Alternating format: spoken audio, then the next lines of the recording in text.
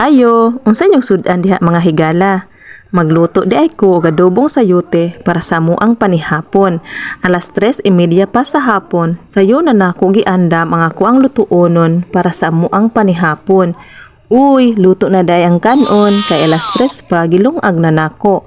So, isunod na nako pag-prepare ang pares sa amo ang kanon.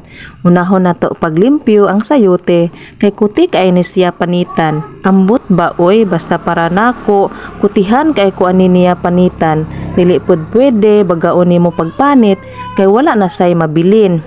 Sayo jud ko magluto mga higala kay unya dapit mga alas 4 moabot na nga ko ang mga anak. Unya, mangayo man day na sila og pang snack kay lagi gutom man kaayo. Dili na ko mohatag nila og pang snack kay maura man gihapon, mukaon naman gihapon tagluto. Kay dili raman gihapon mabusog anang snack nga biskwit. So, maong sayo jud ko magluto para sayo sadmi makapanihapon. Mga 5:30 sa hapon or 6 sa gabi mangaon na mi ana. Uy, isunod day nato paghiwa nga ato ang gamayng karne kay sagula nato gamayng karne para lami sad ang ato ang putahe. Kay paborito man sa ko ang mga anak ang sayote, maong gapapalit jud ko sa ko ang sister didto sa sentro. Kay miadto man siya kay naa man siya ay mga gipamalit didto.